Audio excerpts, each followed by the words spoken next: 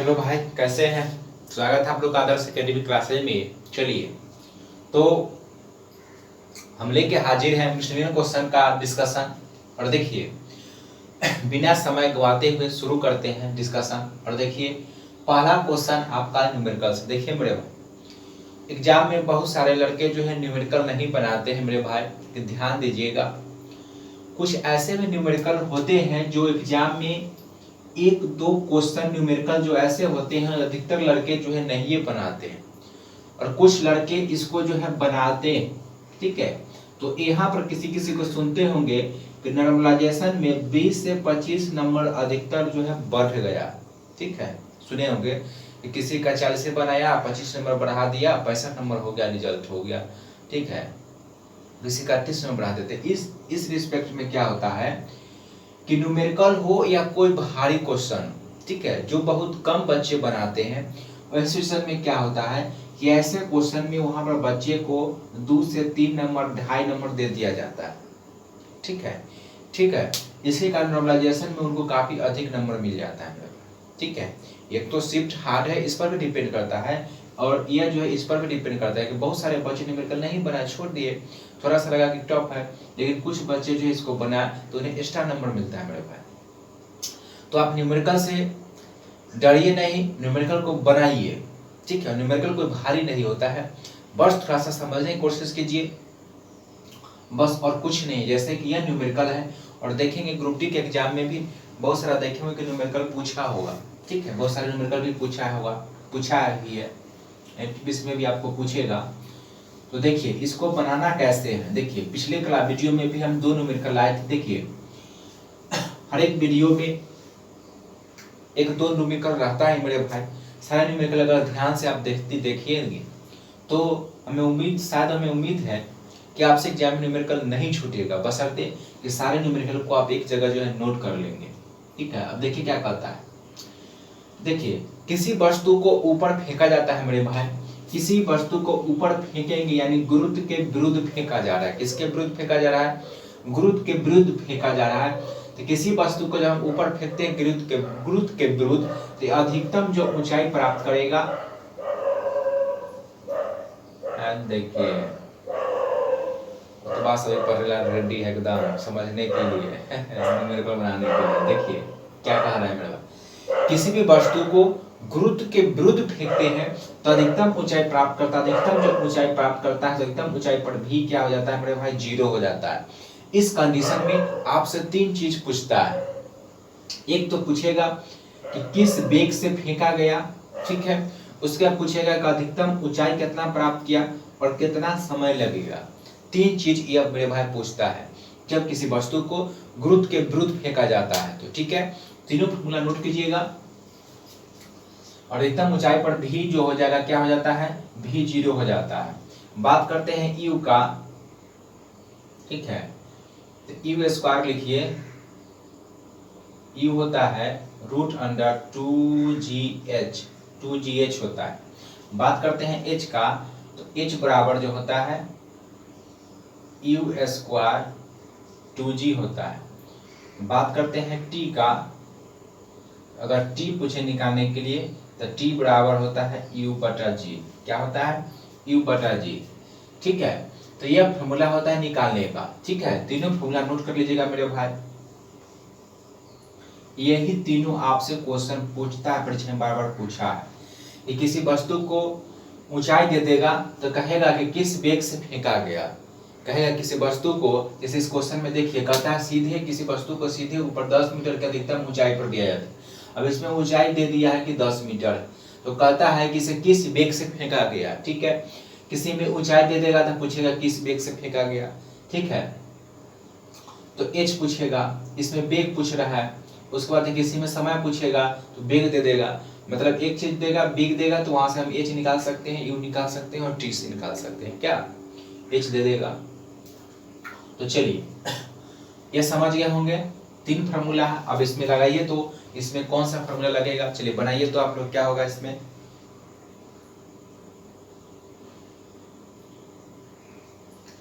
तो देखिए, कहता है एक खिलाड़ी एक गेंद को सीधे ऊपर मतलब गुरुत्व के विरुद्ध ऊपर फेंकता है तो गेंद 10 मीटर की ऊंचाई अधिकतम ऊंचाई प्राप्त करता है। यानी अधिकतम ऊंचाई प्राप्त किया तो भी तो हो गया 0। कहता है कि 10 मीटर यानी आपको एच दिया हुआ है कितना मेरे भाई 10 मीटर दिया हुआ है। ठीक है, जी का मान 9.8 मीटर पर सेकेंड स्क्वायर है ना प्राप्त करता है। निकालना है आपको क्या, यू निकालना है। यू बराबर फॉर्मूला क्या होता है, बस इसको पुट कर दीजिए। निकालना है यू, तो यू बराबर क्या होता है √2g और h होता है। ठीक है, 2 गुने 9.8 गुने g का मान 10 ये कितना हो जाएगा 196 हो जाएगा। दशमलव है, दशमलव खत्म करने के लिए बटे में हम 10 देंगे, इससे ही कट जाएगा। ठीक है, तो कितना हो जाएगा 196 रूट निकल समय का वर्गमूल कितना देगा 14 मीटर। तो क्या कह रहा था कि अधिकतम ऊंचाई प्राप्त करता है तो कहता है किस वेग से फेंका गया था ना, वेग पूछ रहा है ना, तो 14 मीटर पर सेकेंड आपका आंसर निकल जाएगा। ठीक है, देखे तो एकदम आसान है मेरे भाई, बस थोड़ा समझिए क्या होता है, फिर से समझिए। किसी भी वस्तु को अगर गुरुत्व के विरुद्ध फेंका जाता है तो किया गया गुरुत्व के विरुद्ध फेंकते हैं तो उसमें अधिकतम ऊंचाई प्राप्त करता है तो उसमें भी क्या हो जाएगा अधिकतम ऊंचाई पर मतलब भी क्या हो जाता है मतलब 0 हो जाता है। किसी वस्तु को गुरुत्व के विरुद्ध फेंकते हैं तो इसमें आपसे 3 चीज पूछेगा। पहला तो पूछेगा जैसे इसमें देखिए ऊंचाई दे दिया तब पूछेगा किस वेग से फेंका गया, वेग दे देगा तब पूछेगा अधिकतम ऊंचाई कितना प्राप्त किया। ठीक है, पूछेगा। और समय पूछता है अगर किसी वस्तु को इतना वेग से फेंका जाता है तो इतना मीटर की ऊंचाई प्राप्त करता है तो बताए कि फेंकने में जो इतना ऊंचाई प्राप्त करता है तो कितना समय लगेगा, कितना समय में इतना ऊंचाई प्राप्त कर लेगा। ठीक है, या इतना वेग से फेंकेगा तो कितना ऊंचाई प्राप्त कर लेगा। तो टी भी पूछता है, एच पूछता है, यू पूछता है। तीनों फॉर्मूला को ध्यान में रखिएगा मेरे भाई, बस कुछ होना यू बराबर होता है √2gh निकालने के लिए होता है। बस 2gh फॉर्मूला लगा दिए, जी कमांड पर 8 लिखा, दशमलव दशमलव उड़ गया, दशमलव खत्म किए तो अब हो गया 98 दूना 196 रूट ओवर और इसका वर्गमूल निकाले 14 हो गया मीटर पर सेकेंड, ऐसा निकल गया 14 मीटर पर सेकेंड। ठीक है, चलिए बनाइए तो, चलिए नोट कर लीजिए।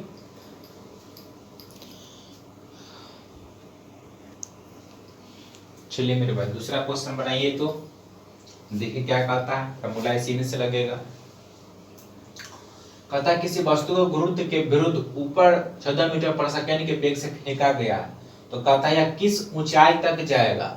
ठीक है, किस ऊंचाई तक जाएगा यानी हमको निकालने के लिए क्या कर रहा है एच निकालने के लिए कर रहा है। और दोनों क्वेश्चन जो है खूब पूछा है। तो देखिए एच निकालने का फॉर्मूला क्या होता है मेरे भाई, तो h बराबर क्या होता है u² बटा 2g, बस कुछ नहीं u का मान, तो u हो गया जिस वेग से वस्तु को फेंका गया 14 मीटर पर सेकेंड, तो यहाँ पर u दिया हुआ कितना 14 मीटर पर सेकेंड हो गया। g का मान जो है g का मान 9.8 मीटर पर सेकेंड दिया हुआ था, g का मान 9.8 मीटर पर सेकेंड हो जाएगा, पर सेकेंड स्क्वायर हो जाएगा। बस पुनः पर बैठा दीजिए, u का स्क्वायर मतलब u का स्क्वायर 14 का स्क्वायर करेंगे तो कितना हो जाएगा 196 हो जाएगा मेरे भाई, और 2 और g 9 पॉइंट कितना हो जाएगा 8 हो जाएगा, है ना। चलिए तो इसको क्या करेंगे मेरे भाई, दशमलव खत्म करेंगे ना, दशमलव खत्म करने के लिए क्या करेंगे तो ऊपर 10 से क्या करेंगे भाग देंगे, क्या तो काट दीजिए, 98 दूना हो जाएगा, कट गया 16, दशमलव खत्म हो गया, 98 से 2 मरतबे 2 से 2 पार हो गया, कितना हो गया 2 से 2 पार हो गया, तो एच बराबर कितना आ जाएगा 10 मीटर आ जाएगा। ठीक है, पहले वाला क्वेश्चन में था ना 10 मीटर ऊंचाई पर था, कितना मीटर 14 मीटर ऊंचाई प्राप्त किया था। बस कुछ नहीं करना है, एच बराबर क्या होता है u स्क्वायर बटा 2g, u स्क्वायर 14 का स्क्वायर 196 हो गया बटा 2g, 2 गुणे 9.8, 9.8 दशमलव खत्म करेंगे तो ऊपर टाइम में कितना देंगे, ऊपर देंगे कितना 10, 10 लिखे ना, खत्म हो गया, 98 से 2 मरतबे कटा, 2 से 2 कट गया, बचा कितना 10, एच बराबर कितना लिख गया 10 मीटर। यानी अगर किसी वस्तु को 14 मीटर पर सेकंड के वेग से फेंका जाए तो किस ऊंचाई तक जाएगा 14 मीटर 10 मीटर की ऊंचाई तक वह प्राप्त कर लेगा। ठीक है, चलिए नोट कर लीजिए। इसी में कहता है किसी वस्तु को 14 मीटर पर सेकंड के वेग से फेंका जाता है तो 10 मीटर की ऊंचाई प्राप्त करता है, तो टी होता है। तो टी बराबर होना कैसे निकाल लेते हैं, यू हो जाता है, जी हो जाता है, यू का मान 14 हो जाता है, जी से भाग दे देते हैं क्या। चलिए नोट कर लीजिए।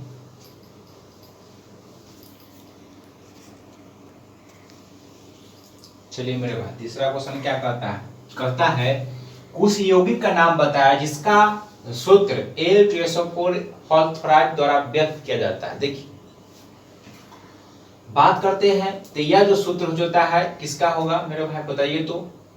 तय होता है एल्युमिनियम सल्फेट का। किसका होता है, एल्युमिनियम सल्फेट को। लिखिएगा एल्युमिनियम सल्फेट को जो हेयर साल्ट कहा जाता है। क्या कहा जाता है मेरे भाई, लिखिएगा हेयर साल्ट।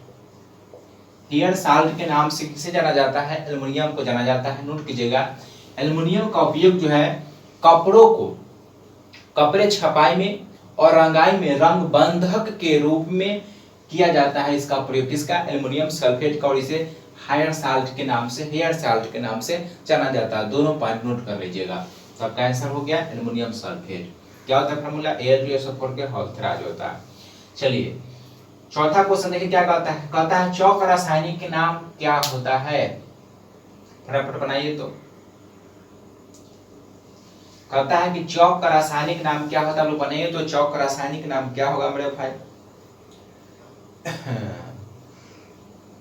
देखिए चौक का रासायनिक नाम जो होता है कैल्शियम कार्बोनेट होता है, CaCO3 कैल्शियम कार्बोनेट होता है।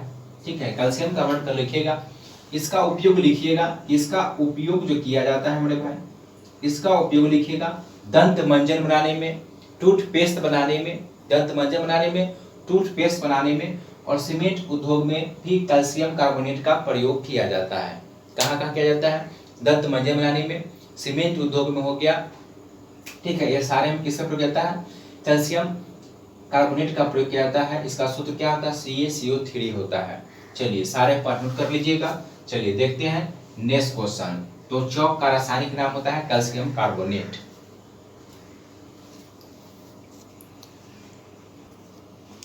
चलिए पांचवा क्वेश्चन क्या कहता है कि मानव शरीर में सर्वाधिक मात्रा में पाया जाता है। देखिए बात करते हैं मानव शरीर में सर्वाधिक मात्रा में पाया जाता है तो आपका जल पाया जाता है। किसका पाया जाता है, जल पाया जाता है। बात करते हैं प्लाज्मा का, तो प्लाज्मा जो है ये ब्लड में पाया जाता है। अगर पूछे कि ब्लड में प्लाज्मा का प्रतिशत, लिखिएगा ब्लड में प्लाज्मा का प्रतिशत 55% होता है। कितना होता है, 55% होता है। ये प्लाज्मा लिखिएगा, यह जो होता है मेरे भाई हल्का पीला रंग का होता है। कैसा होता है, हल्के पीले रंग का होता है प्लाज्मा, ब्लड में पाया जाता है और 55% पाया जाता है। ठीक है, बात करते हैं वसा का, तो शरीर में वसा पाया जाता है। यह क्या करता है, ऊर्जा देने का प्रदान करता है। अगर आपसे पूछे कि 1 ग्राम वसा से कितना कैलोरी ऊर्जा प्राप्त होता है, तो 1 ग्राम वसा से लिखिएगा 9.4 कैलोरी जो है ऊर्जा प्राप्त होता है। ठीक है, और बात करते हैं प्रोटीन से, लिखिएगा प्रोटीन से जो है 4.2 कैलोरी जो है ऊर्जा प्राप्त होता है। ठीक है, वसा जो है शरीर का तापमान नियंत्रण करने में भी मदद करता है। ठीक है, बात करते हैं प्रोटीन का, तो प्रोटीन का जो है बॉडी बिल्डिंग मटेरियल कहा जाता है। कोशिका शरीर में नए नए कोशिका का निर्माण जो होता है वह किसके द्वारा होता है, प्रोटीन के द्वारा होता है। प्रोटीन के द्वारा कोशिका शरीर में जो नए कोशिका का निर्माण होता है वह प्रोटीन के द्वारा होता है। चलिए तो सबसे अधिक आपका आंसर क्या हो गया, जल हो गया। सारे पॉइंट अच्छे से नोट कर लीजिएगा मेरे भाई। कहता है कि कागज पर पुराने उंगलियों के निशान किसके द्वारा पता लगाया जाता है। देखिए कागज पर जो उंगली का निशान होता है ना, मतलब पता लगाते हैं कि कागज पर उंगली के निशान किसका है। इसमें जो है निडहाइड्रिन विलयन यानी H2O2 का प्रयोग करके जो है हम पता लगाते हैं कि पुराने कागज पर उंगलियों का निशान जो है किसके द्वारा है। इसका प्रयोग करने से क्या होता है, उसका निशान जो है उभर आता है। आपका आंसर क्या होगा, निडहाइड्रिन विलयन यानी H2O2 का यहाँ पर हम प्रयोग करते हैं। चलिए सारे पर नोट कर लीजिए, देखते हैं नेक्स्ट क्वेश्चन।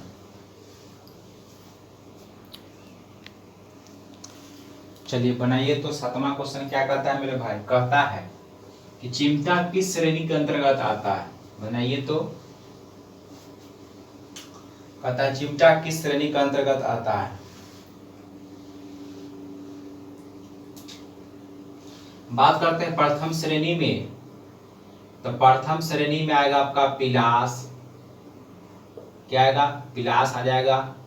उसके बाद नेल कटर, प्रथम श्रेणी में क्या आएगा, प्रथम श्रेणी में आपका क्या आ जाएगा मेरे भाई, पिलास, ठीक है, पिलास आ जाएगा प्रथम श्रेणी में। उसके बाद नेल कटर आ जाएगा। उसके बाद कैंची,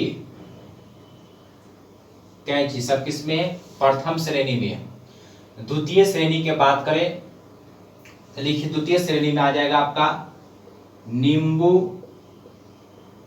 नींबू निचोड़ने वाला मशीन लिखिए, सरौता लिखिए, सब किस में आएगा, द्वितीय श्रेणी में आएगा, ठीक है। तृतीय श्रेणी में आएगा आपका चिमटा आएगा, मनुष्य का हाथ आएगा, किस में आएगा, सारे तृतीय श्रेणी में आएगा। तो क्वेश्चन था कि चिमटा किस श्रेणी में आता है, तो तृतीय श्रेणी में लिख लीजिएगा। पहला श्रेणी में क्या आएगा, पिलास आएगा, नील कटर आएगा और कैंची आएगा, क्या आएगा, कैंची आएगा। और एक और इसमें लिखिएगा साधारण तूला, क्या लिखना है, साधारण तूला। द्वितीय श्रेणी में क्या पता है, द्वितीय श्रेणी में लिखिए, द्वितीय श्रेणी में आता है नींबू निचोड़ने वाला मशीन, सरौता, एक पल्ला वाला दरवाजा। इसमें और एक लिखिएगा एक पल्ला वाला दरवाजा, एक पल्ला, एक पल्ला वाला दरवाजा आता है, वो भी द्वितीय में आता है। तृतीय में क्या आ गया आपका, चिमटा आ गया, तृतीय में लिखिएगा चिमटा आ गया। और किसान का क्या हो जाएगा, हल, किसान का हल भी हो जाएगा, किसान का हल और मनुष्य का हाथ, ये सभी किस में आते हैं, तीसरा में होता है। इससे क्वेश्चन पूछता है, सारे पॉइंट नोट कर लीजिएगा। चलिए, कहता है किसी मनुष्य द्वारा पृथ्वी पर लगाया गया दाब जो अधिकतम होगा। देखिए दाब जो होता है, दाब बराबर क्या होता है मेरे भाई, तो क्षेत्रफल, ठीक है। किसी पृथ्वी पर लगाया दाब जो होता है यह होता है बल बटा क्षेत्रफल। कहने का मतलब कि जैसे मान लीजिए कि इतना क्षेत्र पर हम बल लगा रहे हैं, ठीक है। अब क्षेत्रफल हम इतना कर दिए, देखिए जैसे जैसे हम क्षेत्रफल बढ़ाते हैं वैसे वैसे दाब का मान क्या होता है, घटता है। यानी ये क्षेत्रफल पर निर्भर करता है, क्षेत्रफल अधिक हो तो दाब का मान क्या होगा, कम होगा। क्षेत्रफल कम हो तो दाब क्या होगा, प्रेशर अधिक लगेगा। तो देखिए यहाँ क्या कह रहा है, लेटा हुआ व्यक्ति, कोई व्यक्ति है अब लेट गया तो इसका देखिए क्षेत्रफल इतना बड़ा हो गया, तो इसमें क्या होगा, क्षेत्रफल बढ़ गया तो दाब कम लगेगा। अब वो बैठा हुआ है, तो बैठा हुआ तो मान लीजिए कितना क्षेत्र ग्रहण करेगा, कहता है 2 पैर पर खड़ा है जितना ग्रहण करेगा। अब कहता है कि 1 पैर पर खड़ा है, देखिए 1 को पैर पर खड़ा मतलब इतना, तो देखिए तो सबसे कम क्षेत्रफल किस में लग रहा है, 1 पैर पर। यानी इसका मतलब हुआ कि 1 पैर पर खड़ा रहेगा तो वह जो है क्या होगा, सबसे अधिक जो है दाब महत्तम होगा। चलिए सारे पॉइंट नोट कर लीजिए, देखते हैं नेक्स्ट क्वेश्चन।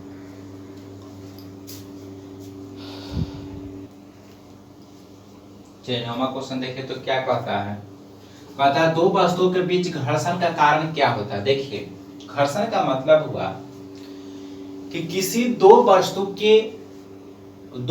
के जो अनियमितता सतह होते हैं उसके बीच जो बल लगता है, उसके लगने वाले बीच जो बल लगता है वही घर्षण कहलाता है। घर्षण जो होता है 2 वस्तुओं के अनियमितता के कारण लगता है, कौन, घर्षण बल लगता है। नोट कीजिए घर्षण बल जो है, घर्षण बल है किसी भी वस्तु का अपेक्षित गति का क्या करता है, विरोध करता है। किसी भी वस्तु का, वस्तु चल रहा है तो इसके बीच सतह और इसके सतह के बीच जो लग रहा है, इसके बीच के जो है घर्षण बल लगता है। घर्षण बल हमेशा अपेक्षित गति का क्या होता है, विरोध करता है। लिखिएगा घर्षण बल द्वारा किया गया कार्य हमेशा क्या होगा, ऋणात्मक होगा, लेकिन घर्षण के विरुद्ध किया गया कार्य क्या होता है, धनात्मक होता है। घर्षण को कम करने के लिए देखिएगा हम लोग साइकिल में, बल बेरिंग में ग्रीस मोबिल वगैरह जो है, तेल वगैरह जो है डालते हैं। देखिए बरसात दिन में जब छोड़ देते हैं तो वो खूब जो है चों चों करने लगता है, बल बेरिंग चुचियाने लगता है। इसका मतलब कि उसमें जो उसके सतहों के बीच जो घर्षण होगा वो काफी अधिक हो गया। तो घर्षण को हम कम करने के लिए या चुचियाए नहीं, स्पीड अच्छा चले, इसके लिए हम क्या करते हैं, बल बेरिंग में तेल ग्रीस डालते हैं। ठीक है, तो घर्षण समझ गए होंगे। चलिए, तो कहता है 2 वस्तुओं के बीच घर्षण का कारण क्या होता है, तो उनके बीच जो होता है उनके पृष्ठों पर क्या होता है, अनियमितता के कारण होता है। ठीक है, उनके पृष्ठों के अनियमितता के कारण होता है। चलिए, कहता है अलैंगिक प्रजनन क्या होता है। देखिए, जैव जीव जंतु जिस प्रक्रम द्वारा अपनी जनसंख्या में वृद्धि करते हैं उसे क्या कहते हैं, प्रजनन कहते हैं। बात करते हैं लैंगिक प्रजनन जो होता है।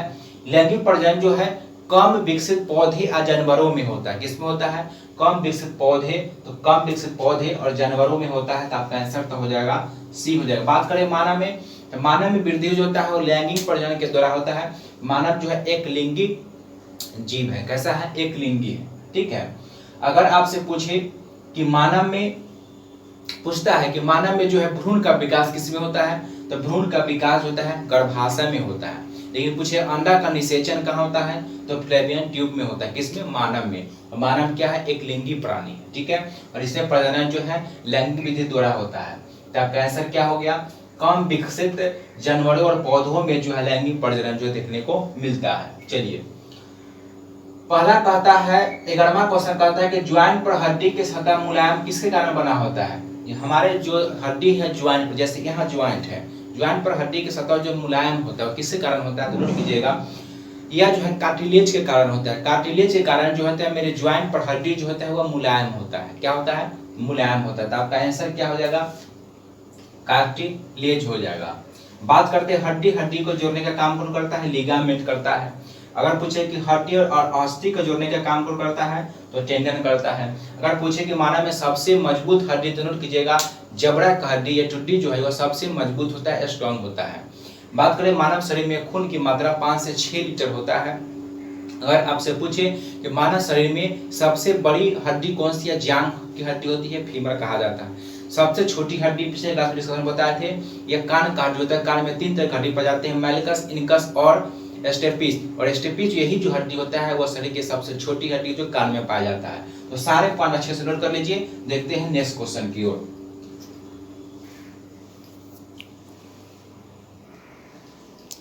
चलिए बनाइए। तो 12 नंबर क्या कहता है, कौन सा कहता है, ब्रायोफाइटा नहीं।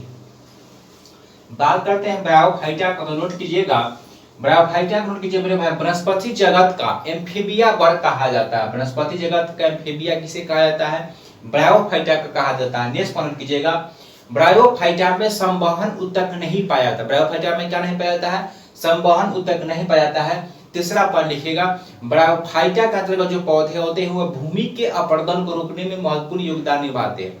लेकिन अगर आपसे पूछ दे कि किस ब्रायोफाइटा का उपयोग जो है ईंधन के रूप में किया जाता है, तो लिखिएगा स्फेगनम।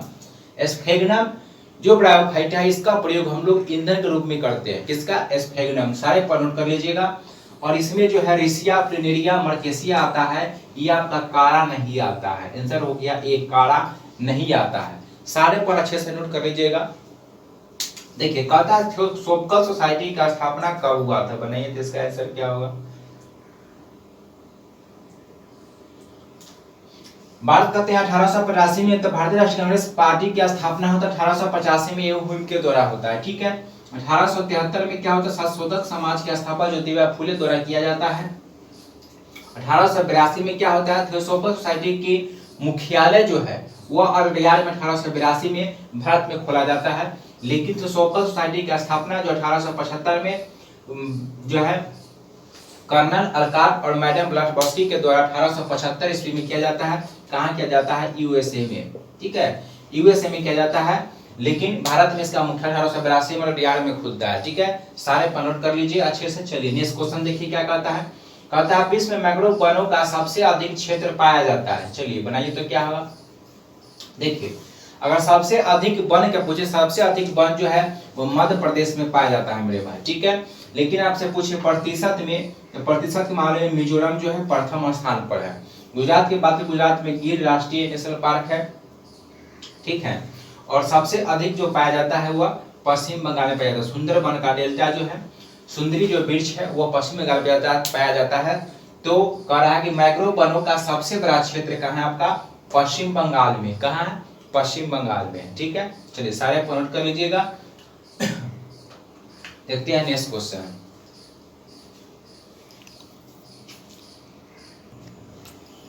देखिए 15 नंबर क्वेश्चन क्या कहता है मेरा, कहता है कि सार्वजनिक या निजी क्षेत्र का वर्गीकरण किस आधार पर किया जाता है। देखिए किसी भी कंपनी को ठीक है, या सार्वजनिक क्षेत्र के मान्यता जो दिया जाता है वो किस पर दिया जाता है, सार्वजनिक या निजी क्षेत्र का वर्गीकरण जो किया जाता है वो कंपनी के या शेयरधारक के स्वामित्व के आधार पर किया जाता है। किस पर किया जाता है, स्वामित्व के आधार पर जो है वर्गीकरण किया जाता है। किस पर, स्वामित्व के आधार पर।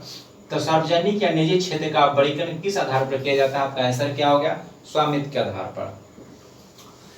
16वां क्वेश्चन कहता है कि युद्ध सैथ क्या है।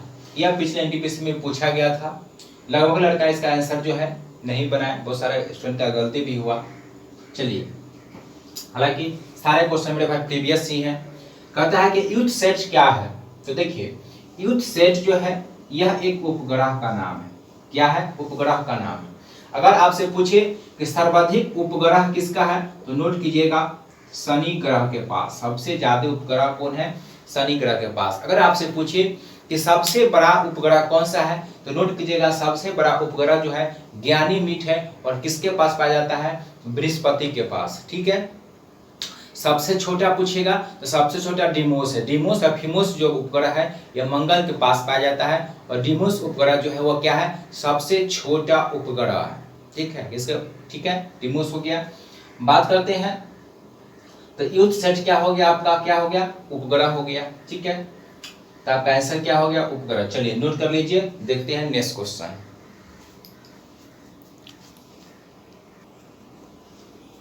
चलिए 17वां क्वेश्चन देखिए क्या कहता है, निम्न में से कौन जो है भारत का सर्वोच्च विधायी निकाय। देखिए, सर्वोच्च विधायी निकाय की बात करें निम्न में से, तो यहाँ पर आंसर आपका हो जाएगा क्या, संसद।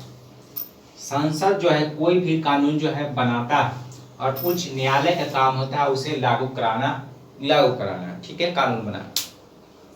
तो सर्वोच्च निकाय जो है यहाँ पर कौन सा हो जाएगा, आपका संसद हो जाएगा। ठीक है, चलिए बात करते हैं 18वां क्वेश्चन। कहता है कि बौद्ध तीर्थ स्थान दांत का मंदिर कहाँ स्थित है। तो देखिए, दांत का मंदिर जो है मेरे भाई कहाँ स्थित है, तो आपका जो है यह दांत का मंदिर कहाँ है, श्रीलंका में। कहाँ है, श्रीलंका में। बी में है नेपाल, कहाँ है, श्रीलंका में। बहुत से कुछ क्वेश्चन पूछता है, प्रथम बौद्ध संगीति पूछता है, तो लिखिएगा 483 ईस्वी पूर्व में प्रथम हुआ। दूसरा कब हुआ, दूसरा लिखिएगा 383 ईस्वी पूर्व, और दूसरा हो गया। तीसरा लिखिएगा 255 ईस्वी पूर्व, और चौथा लिखिएगा यह होता है प्रथम शताब्दी में। कब होता है, ईस्वी की प्रथम शताब्दी में। चौथा, पहला होता है 483, 383, 255 ईस्वी पूर्व, और अब चौथा कब होता है, ईस्वी की प्रथम शताब्दी में। पहला नोट कीजिएगा, पहला आपका कहाँ होता है, राजगिरी में होता है। कहाँ होता है, राजगिरी में। दूसरा कहाँ होता है, नोट कीजिएगा, वैशाली होता है। तीसरा होता है पाटलिपुत्र, और चौथा होता है कुंडलवन। कुंडलवन कश्मीर में होता है। ठीक है, तो सारे पॉइंट को नोट कर लीजिएगा। पूछता है कोई एग्जाम में प्रथम कब हुआ, 483 ईस्वी पूर्व में। दूसरा पूछेगा 383 ईस्वी पूर्व में। तीसरा पूछेगा 255 ईस्वी पूर्व में, और ईस्वी की प्रथम शताब्दी में क्या होता है, प्रथम होता है। पहला राजगिरी, वैशाली, पाटलिपुत्र और कुंडलवन कश्मीर में। ठीक है, सारे पॉइंट कर लीजिए, देखते हैं नेक्स्ट क्वेश्चन। ठीक है,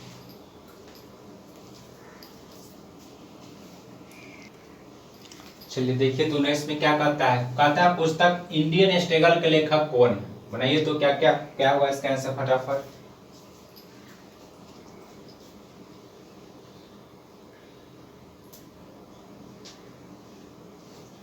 बात करते हैं एनी बेसेंट का।